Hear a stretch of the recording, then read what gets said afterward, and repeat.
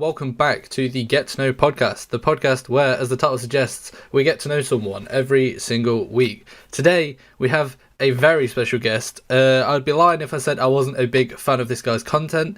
You may know him from his Kind Chronicles series or Mighty Mondays, with a channel of over 500,000 subscribers and over 66 million total views on his channel. Kugo The Mighty. Hello, how are you? I'm doing pretty good. It's a very nice late morning over here in rainy Seattle, and it is cloudy and rainy. Actually, not unlike where you're at right now. Yeah, it's not too bad. It's not too bad here, but... It was a very gentle switch from living in the UK coming back to Seattle, I'll tell you that much. I was going to get into that a little bit later. When were you in the UK? Ooh, I was living in the UK from 2012 to about 2015, or about 3 years or so.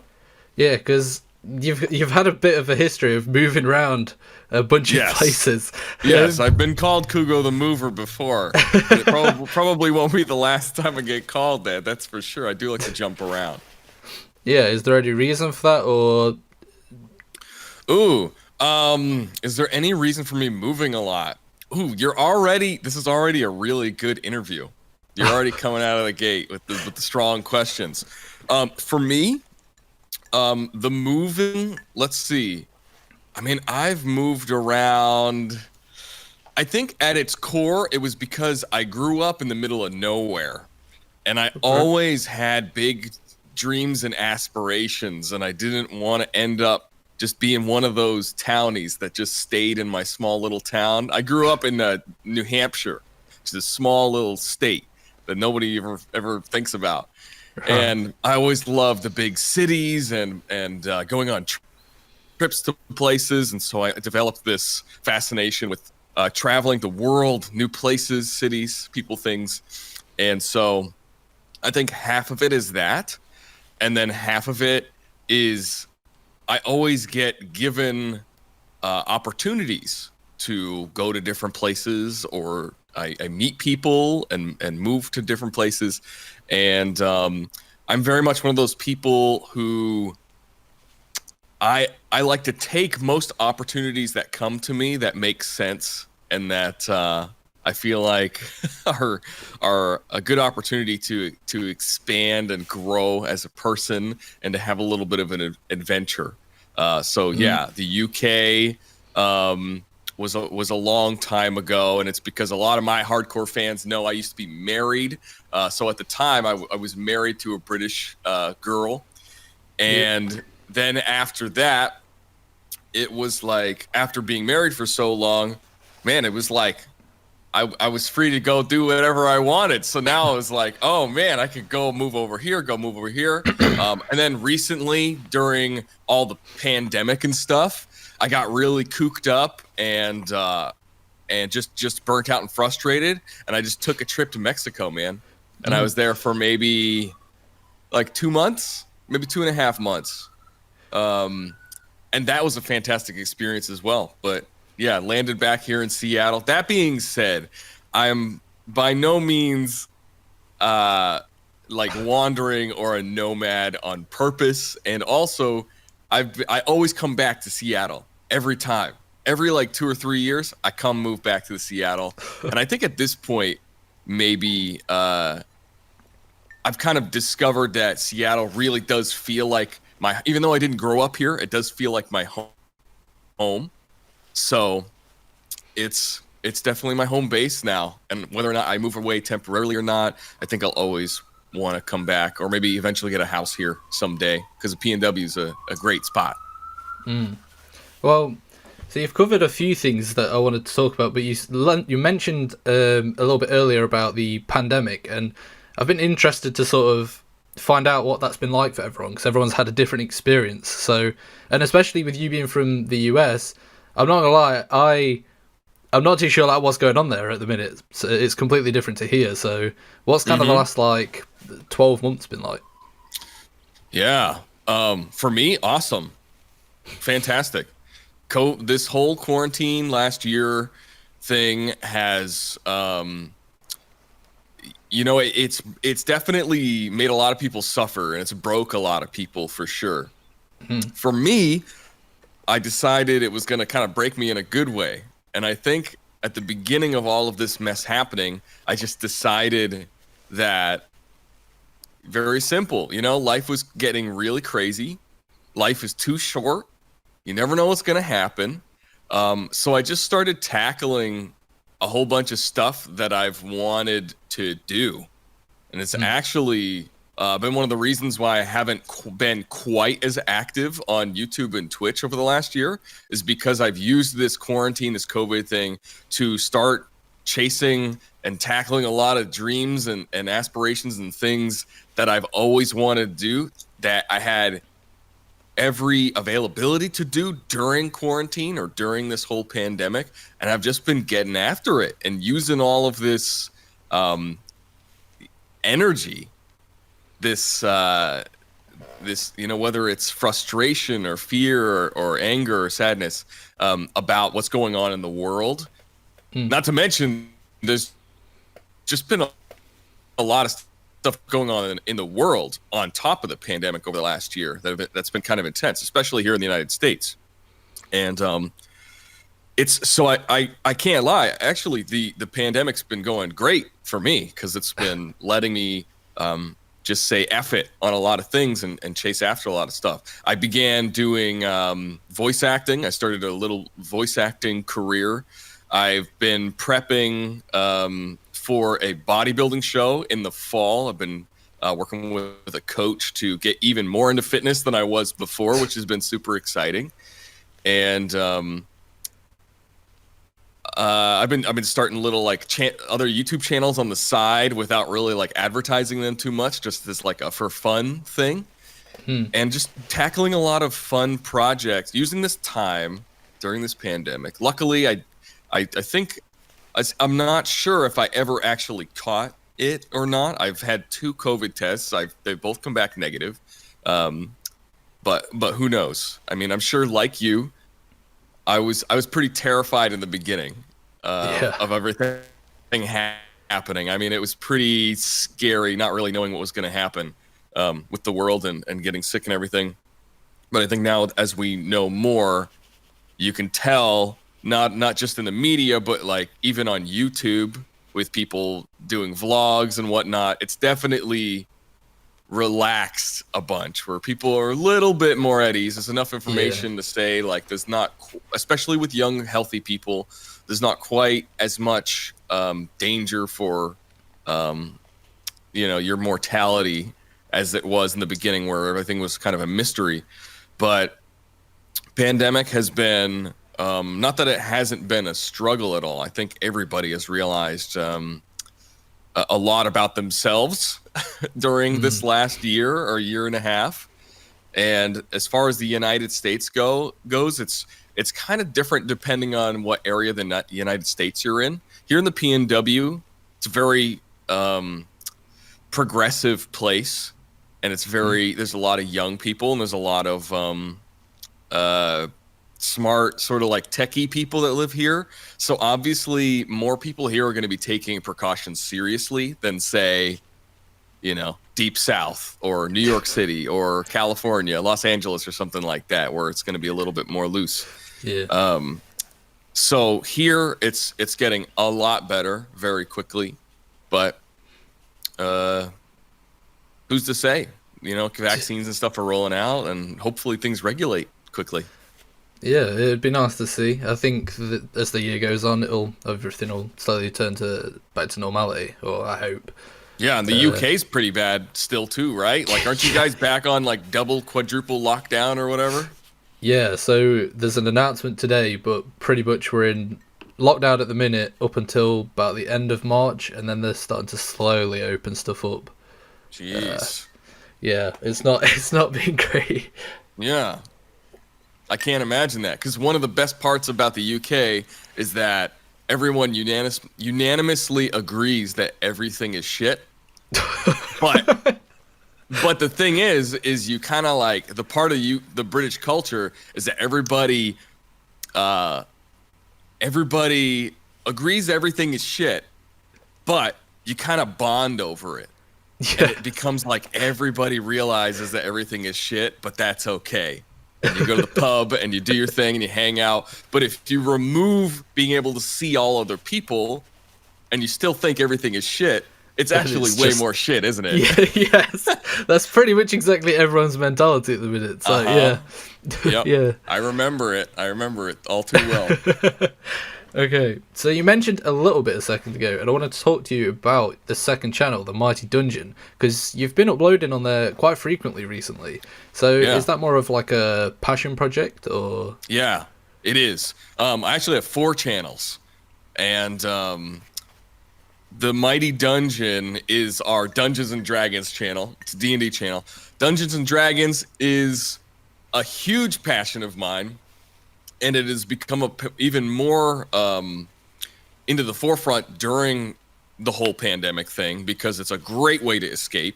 You can tell some great funny stories, some amazing moments, and that channel has been so much fun to work on, albeit not being very like monetarily worth it, like business wise worth it from somebody that does a lot of content and stuff for for a job, because it is a smaller channel. And we for those who don't know, we take our D&D games, which are mostly silly. They're not these serious sort of we're gonna nerdily reenact like the Lord of the Rings. It's more of like, what would it be like if we were a group of adventurers but 2 of us were just chefs, like just normal chefs with silly accents, and we just anything that the story told us to do, we just said no and broke the game and just be ridiculous. That's the sort of stuff that we do. And then we have in the beginning days, we had the stories animated by like a really good cartoonist, but we lost that cartoonist maybe about a year and a half ago. So then when we realized that none of us could draw or do animations or anything like that, and it was either we figure out how to do it or we hire someone, that stuff costs a lot of money to hire somebody to do like 10 to 20 minute cartoon animations is a lot. So we started using this other more 3D software to tell the stories, and recently one of our players has started to draw and include more animations into our channel, into the stories, which has been really nice to see. The 3D and 2D elements of those animations are really fun to watch, especially me who was there when it happened. It's still fun to watch and look back on. So yeah, definitely passion project. Definitely something I do and pay to help people animate and edit, just so that I can have that there as a really nice memory, and so that other people can enjoy it too. Yeah, well, I think because how you say it's a passion project, and it's not necessarily like monetary wise the best thing. I think from an outsider's perspective, I think it's quite good for you to sort of have that outlet, because obviously your niche is somewhat CSGO on the main channel. So I think if you're not necessarily feeling CSGO anymore, it's quite nice to have that sort of outlet of difference. Yeah. And especially like lately, because I've stopped doing quite as much CSGO, and I actually don't really like, I would love to still do a CSGO video from time to time with some of my CSGO buddies, like do a collab or something. But the fact of the matter is, this happens with a lot of creators, is you start doing one thing and a couple things happen. You're right. Either you get burnt out and bored of what the game or subject matter that you're doing it in. The topic that you're doing it in stops becoming as popular. Or you just run out of ideas, which is very possible. Which is another thing we could talk about later too. Is another thing that I came to the realization about, and what's kind of makes me happy and sad about like the series, the Kind Chronicles series that I did for many years. Sometimes like weekly at one point. It was nuts. Is that you can also get to a point where you just feel like you've done it all.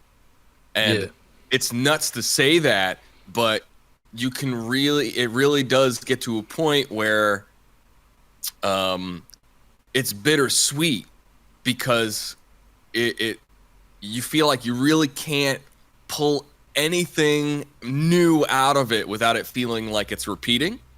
But also it feels kind of good, because whatever mark I left on that period of YouTube or CSGO or just the people that it reached at the time, from when I started Kind Chronicles to, when I felt like it's kind of run its course, that makes me happy, because I have sort of like completed that mission. Because when I started out to do that series, it was like I wanted to play a toxic game and be this happy guy that tries to be friends with everyone and see how they react to it. And I feel like I feel accomplished about that, at the same time that I'm bummed that it is burnt out a little bit. And then as far as just like getting burnt out on stuff and having other outlets, the other channels help a lot too. But especially for some content creators, especially me, sometimes that cannot be a good thing too. Because if you're passionate about a lot of stuff and you start making a lot of outlets, then you start to not have time for like the main thing, right? Yeah. It's like, it's very fun and easy to be like, I'm getting into this right now. I want to make a channel. I want to make content. I want to stream this, or I want to do this, or I want to get into this. And then all of a sudden you have like 10 small projects, and you simply just don't care about the main project anymore because it's not what you're excited about in the moment. And a lot of channels can do this, which is very cool. Where you'll see a lot of channels, sometimes they're able to just kind of do whatever they want all the time, and they don't even really have to think about what they're doing. They just kind of like put out whatever, and it really works. But you have to be careful with that stuff with the YouTube algorithm, because unless your numbers are very like consistent, your upload schedule is consistent, your views are consistent, if it notices a break in a trend, it will definitely kill it 100%. So it's really tough. A lot of streamers deal with this too, where they want to take breaks, they want to have another outlet, they want to make do something else creatively, and it can be scary, because it definitely affects sort of the business side and the momentum of your work, which sucks, because every streamer that I know and YouTuber puts in a lot of work on the things that they do. And it's a bit like having a job where you go to your boss, right? You have a normal ass job. You go to your boss, you're like, hey, how did I do this week? And your boss says, I don't know, let's look. You did okay on this day. You did a really good job on this day. I don't know what happened on this day. It's not so good.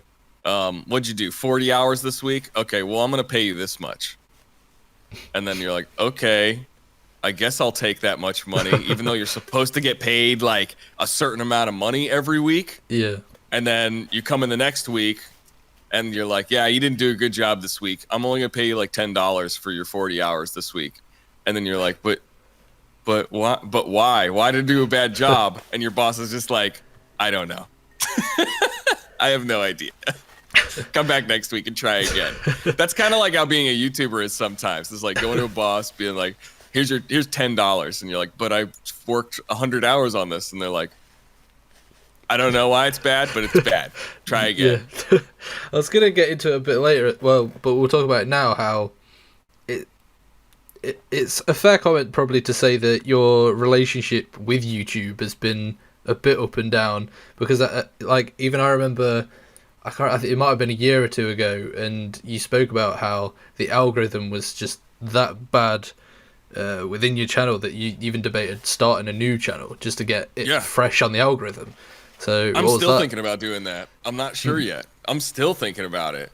Um, because you really, I think it really is a matter of, it, it's really tough to say, actually, because my channel is so old. My channel, I started in 2000 and it's got to be 6 years 7 old. years. Yeah, 7 7 years.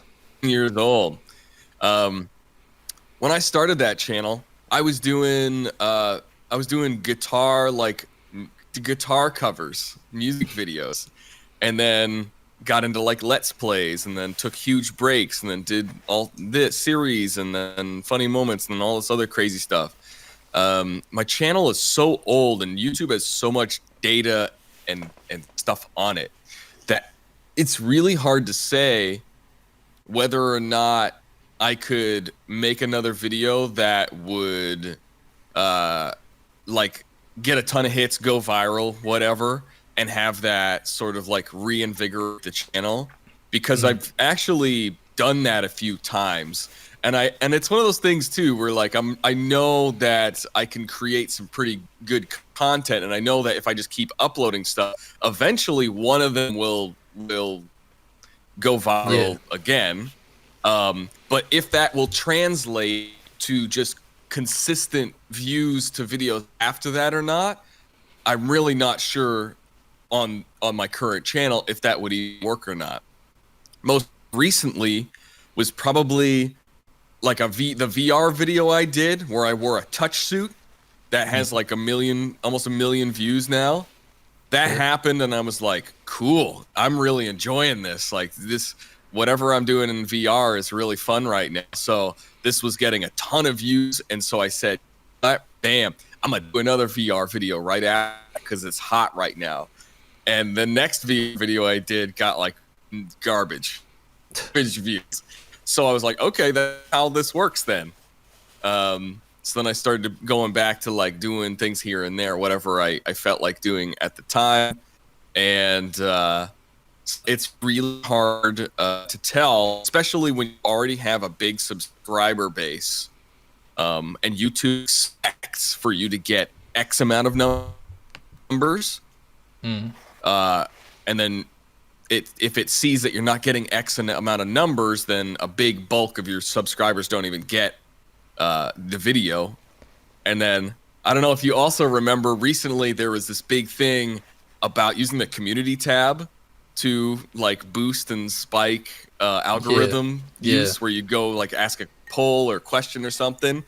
And then I realized something is that it sounds like a really good theory, but what I realized is the only people that see the polls in the community tab are also people that engage with your content frequently. So it's kind of like just the same people that are going to get the videos anyway are seeing the community tab. Or I'm just not asking good enough questions. I don't know. It's very possible. But YouTube is one of the only jobs I've ever had where you keep learning. Not only you keep learning about it, you have to keep learning about it. You don't really have a choice. You have to keep learning about YouTube. You can't just like stagnate and do the same old for years and years, because she be changing. She be changing a lot. So you're catching me kind of at a really good time for an interview, because right now I'm still figuring it out. Like I don't have it figured out. We're still figuring it out on a lot of fronts. It's a tough thing. I mean, I upload quite a lot of clips of my YouTube to TikTok, and I've experienced a similar thing where it's the exact same. Like you get a couple hit down, and then that's it. Like your account's done and out. Though it's just the algorithms of social media. It's a tough game. It really is. What I think is like the absolute fact is, as Gino pokes his head in the shot, what I think is an absolute fact is that you have to really be doing something you love to do being authentic Mm. and doing it at an adequate quality level consistently. Mm. I don't think that there are many ways to game the system other than that. I Yeah. think that that's the best way to quote unquote game the system, is to have those qualities and to just do them consistently. In my opinion, from my experiences, Yeah. I don't think there's a better algorithm jumper than ticking all those boxes. Yeah. So you say that it's something you've got to do, something that you love and that you're passionate about. So are Because you people can still? tell. Yeah. Yeah. Yeah. True. So are you still? Do you still enjoy playing the CS:GO? Because you still do the Carlin Chronicles and things like that. Not as much as I used to. In fact, you caught me at a really, really good time because I recently took on an editor. I've been looking for editors for. I've been in and out of editors for years and years and years, and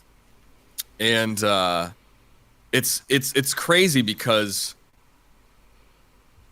you really for YouTube videos that are gaming but are also comedy.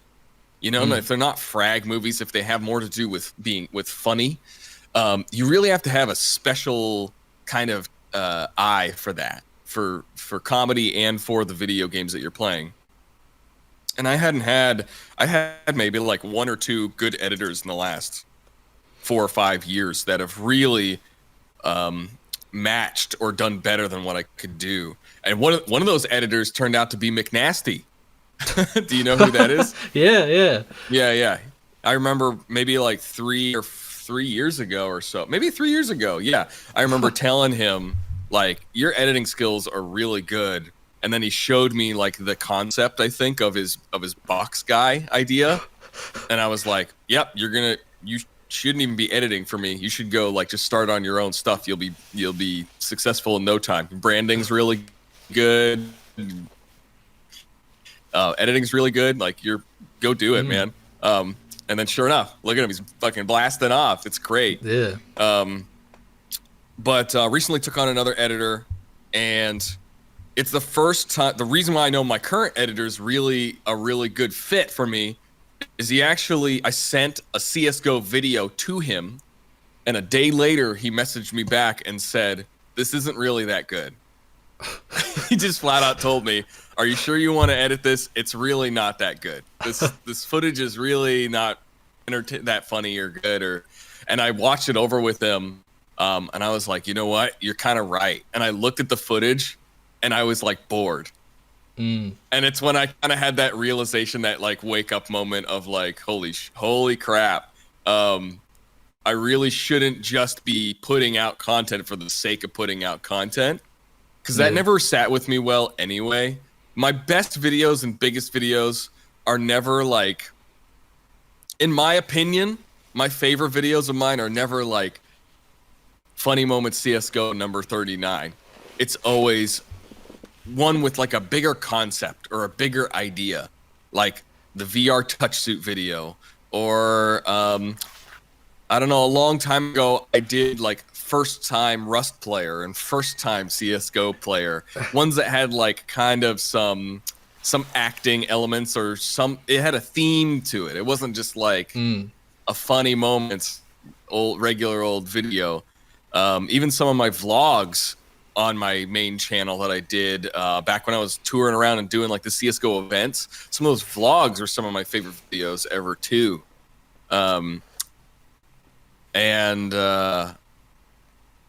You really, as a YouTuber, some people are okay with like just churning out content, and it's their business, and they enjoy it that way. The key word is like they still enjoy it, even if they're like just churning out content. But some creators, I think I fall into this category, are much more satisfied when I spend time and effort on an idea that creates like a really good memory. Like the video on the channel is like this very good memory to look back on. Those videos end up being my favorite ones in hindsight. So we touched on it a little bit earlier about how you started YouTube 7 years ago. I kind of want to know Why did you start? What was the inspiration behind it? Yeah, easy. So I was watching a lot of other YouTube channels, and I was going through, I think everybody goes through this, where I was just going through a tough time. It was very simple and logical. I they The way they made me feel when I was going through a tough time, I wanted to be able to provide that for other people as well. It was that simple. They helped me out so much by just giving me like an escape. So, you are a gaming-based channel. Do you still enjoy games? Have you got like favorite games at the minute? Are you moving more to VR? What kind of things are you playing at the minute? I haven't played VR in a little while. I'm going to start playing VR again very, very soon. But games, yeah, I still love games. Still play games all the time. In my free time, well, I have a new addiction. I have a really bad new addiction, but I think consistently my favorite game across the board, a lot of my free time, I love playing Rocket League. One of the only games that I've ever been good at. It's like, playing CSGO for so many years, and it's like I'm just always the Gold Nova champion. And no matter how good I think I am, I never seem to climb higher than that, and it's just impossible. But with Rocket League, there was a good 4 seasons in a row where I was consistently getting to Grand Champion, which is like it's like global basically. Yeah. Well, it's not anymore, but it used to be like the top tier of players. I prefer to like play games where the game revolves mostly around interacting with other people, talking, social stuff, rather than like just jumping into a video game and trying to get frags for a half an hour and getting really excited when you're winning and then getting really angry and yelling when you're losing. It's a cycle, a YouTuber cycle that I don't care to be a part of. Where the content is just like, oh my god, so epic, I'm so awesome, and then like, oh, what the heck, man, I can't believe he camped me, blah, blah, blah. Like that whole like stereotype of like just an exaggerated excited to angry rage sort of gamer humor is not interesting to me. It's very two-dimensional, whereas I tend to like videos that are more like RP videos, RP trolling, and things where people are talking to people, whether it's a group of people that know each other or interacting with strangers. Those are the types of channels and in gaming videos that I enjoy to watch. So those are more of the games that I like to play as well. So you sort of touched on it just then, talking about I'm reading your mind. YouTubers. So, are there any YouTubers at the minute that you watch? Do you watch a lot of YouTubers, or? Yeah, I do watch a lot of YouTubers. I'm on YouTube like most of the day actually, because from the time that I have my breakfast to the time that I go to like the gym during the day, I'm watching like YouTube channels that are like workout motivation or bodybuilding videos or podcasts. I use YouTube for like for a purpose. It's always for a purpose. It's never I try not to watch YouTube to like kill time. It's always to either motivate me or to excite me or to entertain me if I'm, or for research to see what other people are doing so that like it can inspire me to make videos a certain way. But as far as like specific YouTube channels, I watch a lot of food channels and vlog channels too while I'm eating. I tend to watch a lot of YouTube when I'm eating. I think it's because I'm eating a lot recently. Just because I've been going to the gym so often, I'm prepping for the show in the fall. My food consumption, my protein consumption has gone up so tremendously that it's actually hard. I don't have a big appetite, so it's actually hard. The hardest part is for me the eating. So I'll watch YouTube food shows to like be like, yeah, that looks delicious, while I'm like eating plain chicken for like an hour trying to force it down. But as far as YouTube channels, I watch such a wide range of stuff. And I've been in the YouTube game for so long, and I've made so many connections, and I have so many like acquaintances in the space that it's hard to even just keep up with people's content that like are people that I know, because you just can't. If you did that, you'd never be able to do anything yourself. But I watch everything from food channels, from like Mikey Chen to Mark Wiens, very popular food vlog people. I mean, I still watch lore channels on MMOs because I'm not always playing an MMO like WoW or Guild Wars always has a place in my heart too. A lot of people don't know that I got my start on the internet doing a podcast about Guild Wars. That's where I learned how to like speak to a microphone.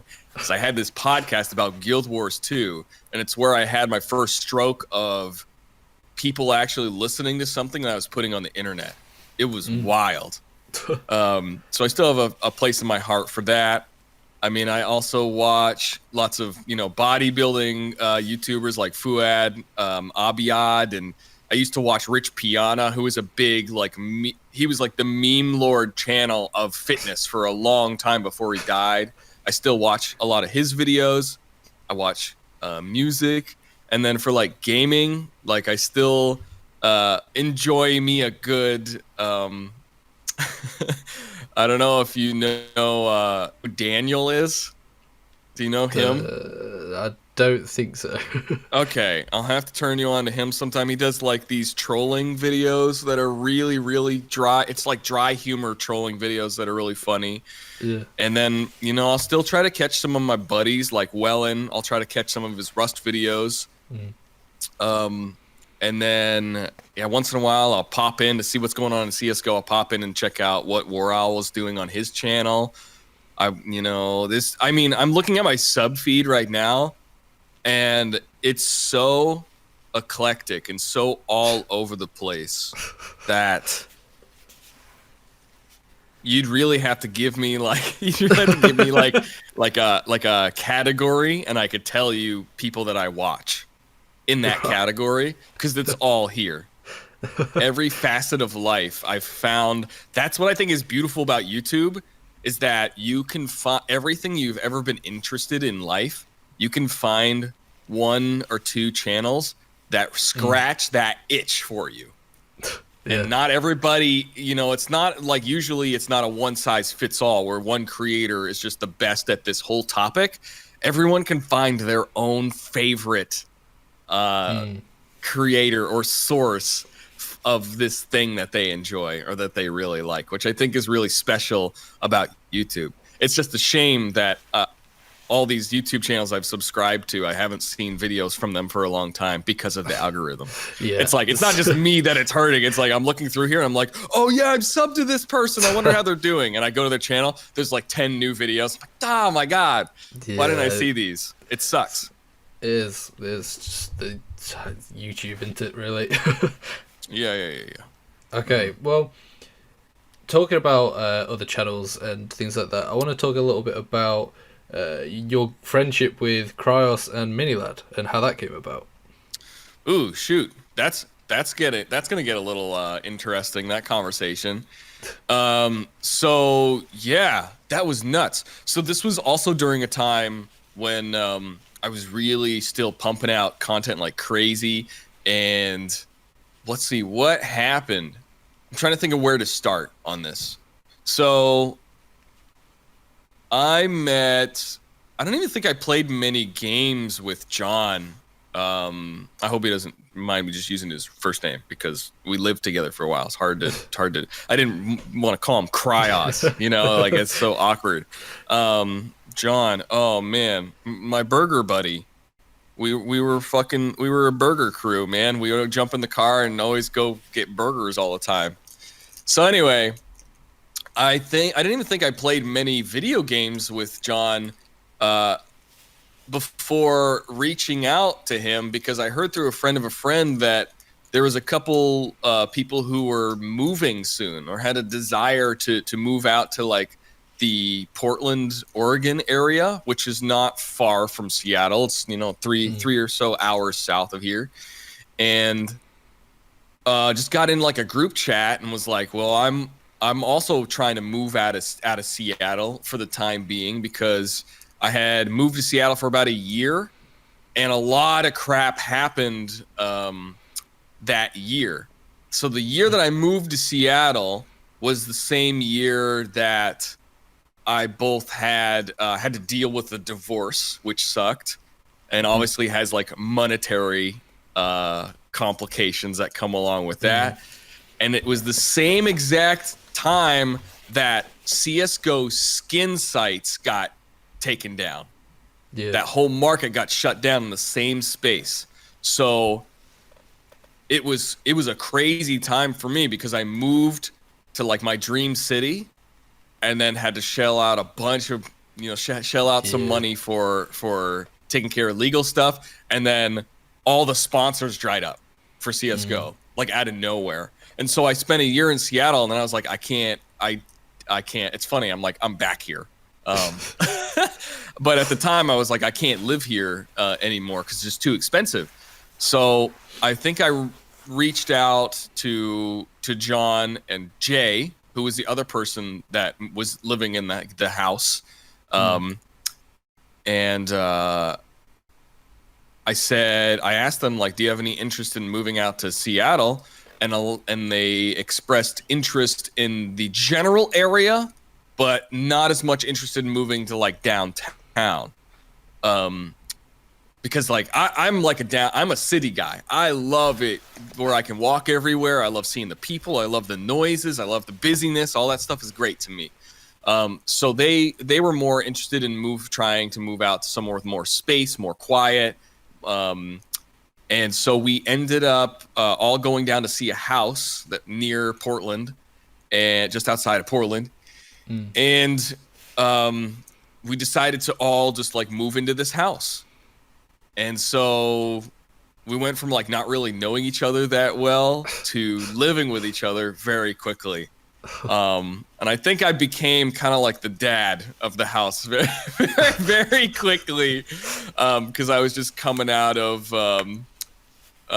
man, I hadn't had roommates in like 10 years at that point. It was wild to go back to roommates in a house. It was like living in the dorms again in college. It was crazy. But I do have fond memories of living in that house.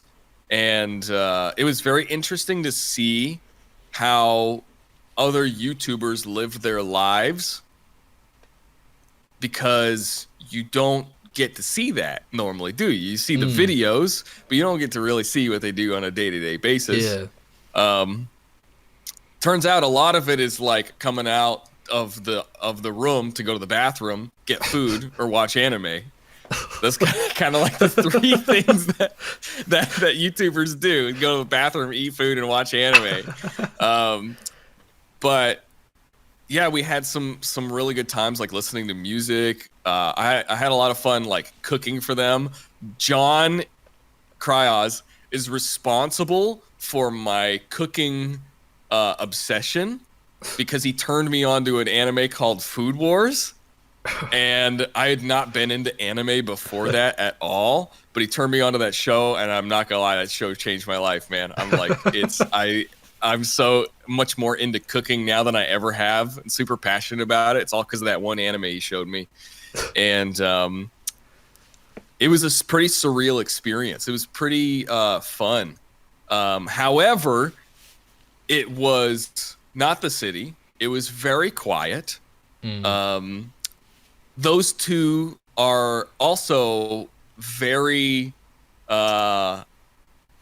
they're definitely more, I would say, on the introverted side.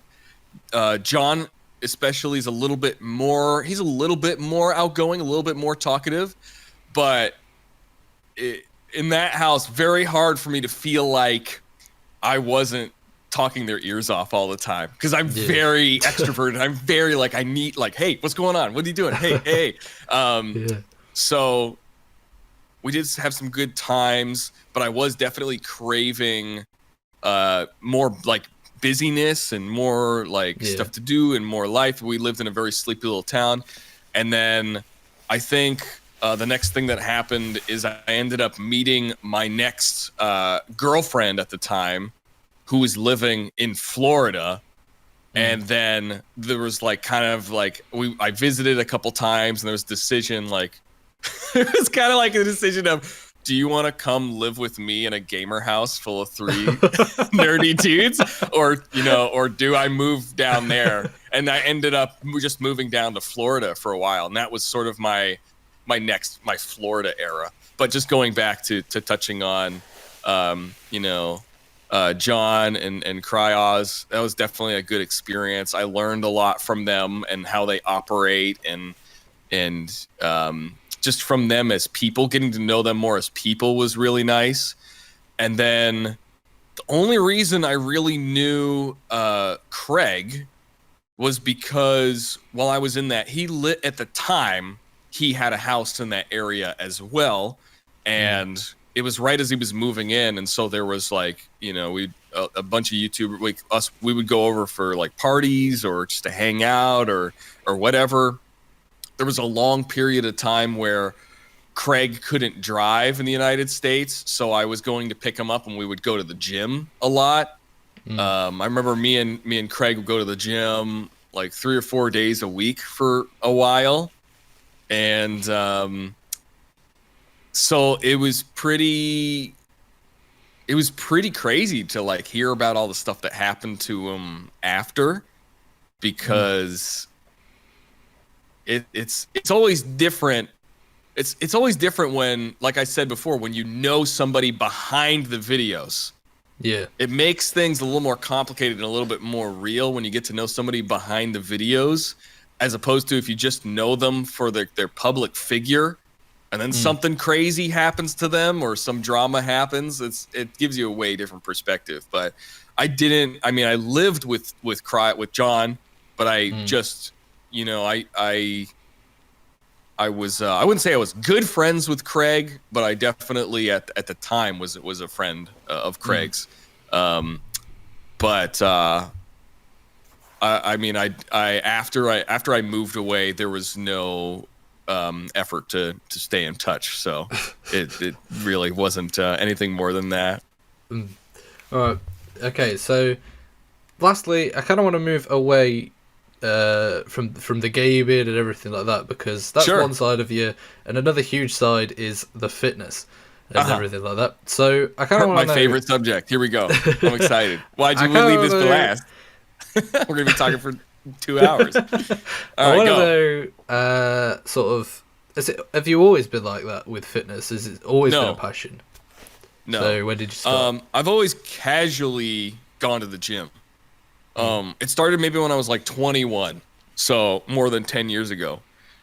And it all started with my younger brother went off to the military. He went off to join the army. And when he came back after a year, after his first leave, he was a tiny little boy. And then when he came back from the military, he got huge. He got massive. And I was so upset that my little brother was bigger than I was that I started going to the gym just to work out and to be more muscly and mostly just to look more like the characters from Dragon Ball Z. That was pretty much it. Was my aspiration, was like, I want to look like a character from Dragon Ball Z, but in real life. That'd be awesome.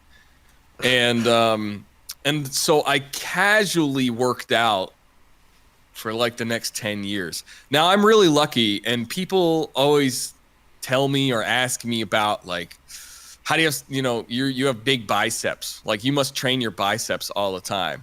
The truth of the matter is, I just have good genetics.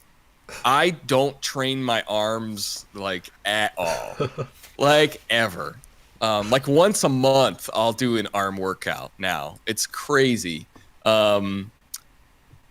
But I only started getting into, all right, how can I make this, how can I do this at the most extreme level possible? How can I go from just being like this casual gym goer that has like, looks like he kind of works out? How do I go get to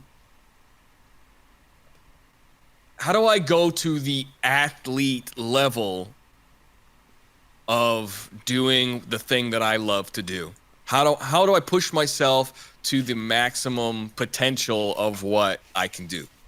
How can I do the absolute best? That was maybe last summer during COVID and quarantine is when I said, F it. I'm either going to let myself go or I'm going to let this turn me into a monster in a good way. And so that's when I started training for the purpose of like transforming myself into like the crazy cartoon character of myself that I had in my head. And then it also culminated into this time where sometime over the fall, a coach at the gym asked me, "Hey, do you compete? Because like you look like you compete." And I was like, "No, that's silly." He's like, "Well, if you did like a natural, drug tested competition, you probably do pretty well." And as soon as he said that, can I swear on this show? Is that okay? Yeah. Okay, I was fucked, man. As soon as he said like you have potential, I was fucked. Because I'm that kind of person where if I'm enjoying something and then someone like validates me on it, I'm like, uh-oh, this is my thing now. Y'all are screwed now because I'm putting my maximum effort into it. And so then maybe like 3 months later, I hired him on as my coach for prep for this show. And I went from being like casual gym goer guy, keep a little bit of my physique for just to do my YouTube outros, to gonna try to do this competition in the fall, first ever competition, and I'm gonna try to just win. Like I'm not even doing it just to do it to get my feet wet.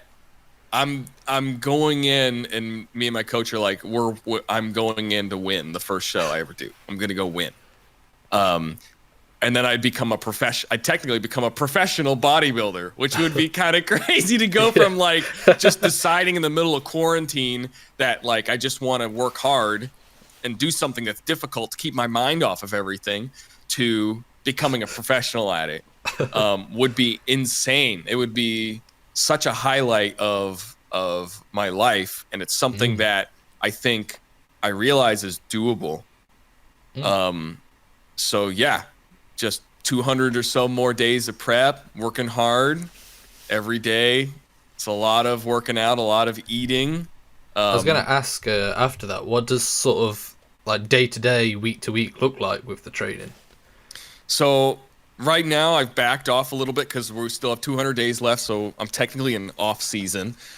Trying to put on a little bit of weight. There's no need to be like shredded or ripped right now, even though Instagram is the thing, and there's a lot of pressure to be like look how ripped I am right now. But you really can't do that and gain a lot of muscle at the same time. So I'm on I've backed off. I'm currently on a 5-day split. Well, not split. It's technically a 3-day split, but I do 3 workout days and then a rest day. 3 workout days and then a rest day. That's my normal split right now. I do push-pull legs. Everybody, knows that. If you don't know what that is, Google it. Push-pull legs, and every day I eat the same stuff. It's pretty boring. Some days I eat all the stuff I need to eat, and then I eat more food that I want, or snacks that I want. But as far as food that I need to eat, every day it's I have 2 whole eggs, 5 egg whites. I have a bagel. I eat 2 meals a day that are basically a half pound of lean meat and vegetables. I have a cup of rice, and before I have 2 shakes, one after my workout, one before I go to bed, and then also before I go to bed, I ate 2 Eggo waffles, and that's the Kugo diet right now. It's pretty much that's all. It's right around 2,000 calories.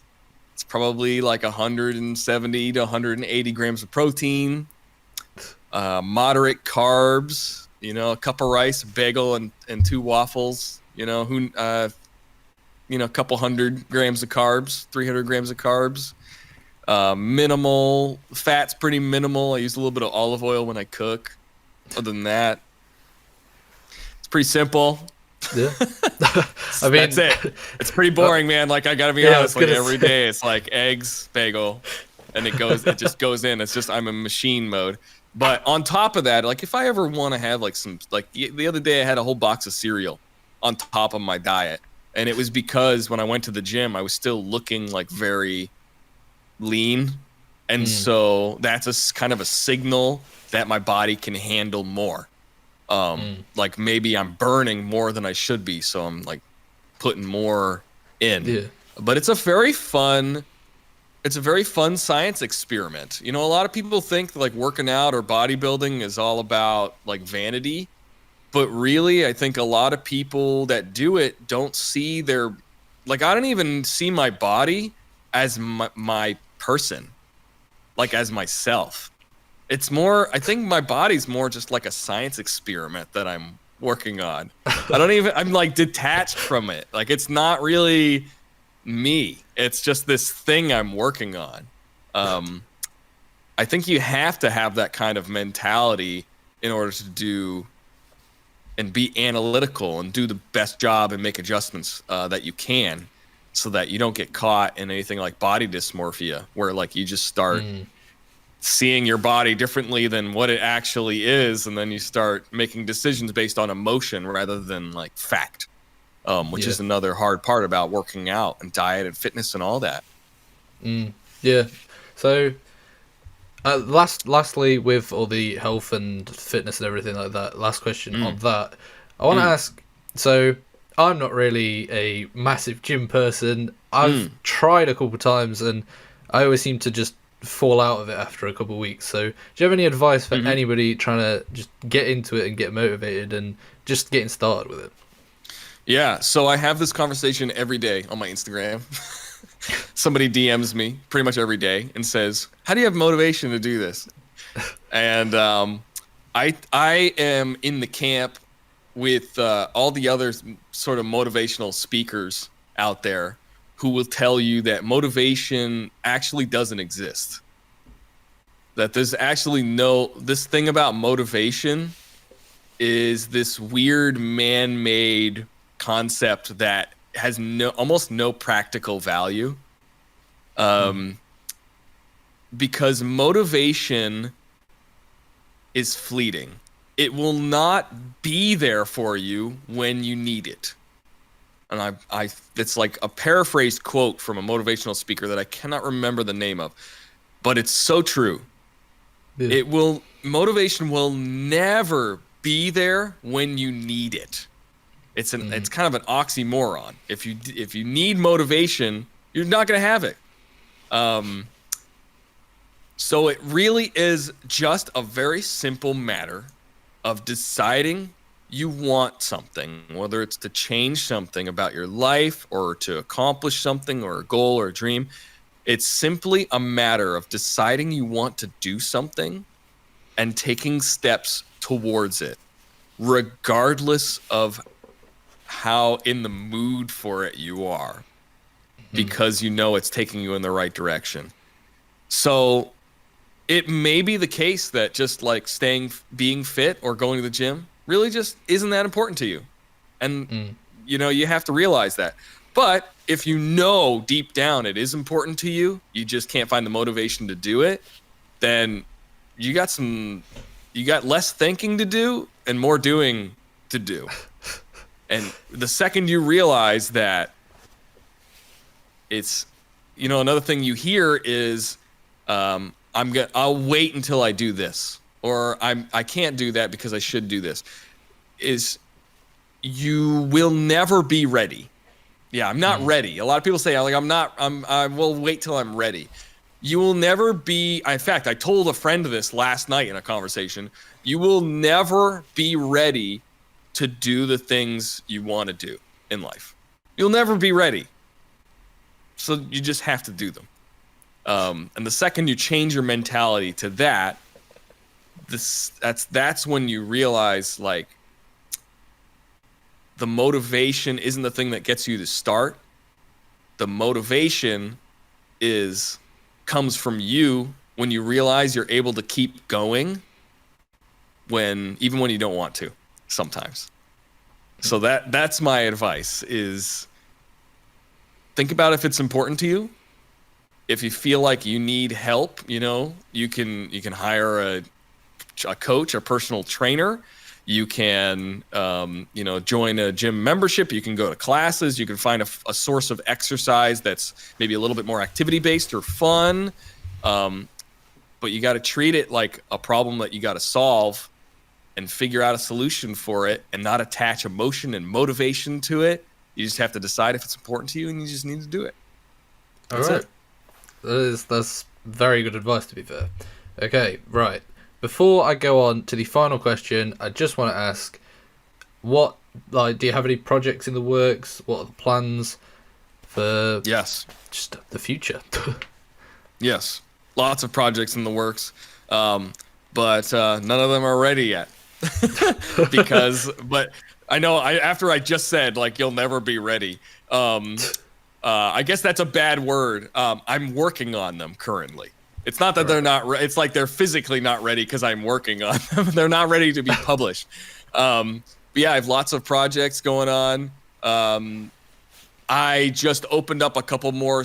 I guess the only thing I really feel like plugging right now is I do have a couple slots open for my coaching program. I currently have 3 clients. One of them is a Twitch streamer who I've been working with on fitness related stuff. So if anybody is interested in fitness training, you can come either check out my Instagram or wherever else you want to find me. I think on kugothemighty.store, my website, you can find more information too. As far as other projects, I mean, like I said, I got a lot of YouTube stuff in the works.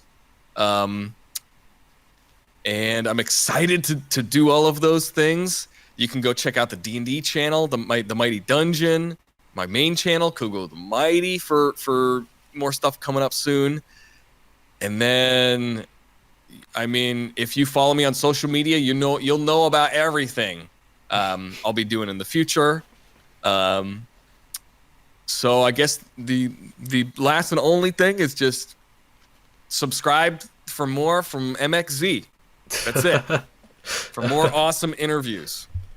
All right. And lastly, just a quick one. It's what I always end on, what I ask everybody. What does success mean to you? Ooh, success?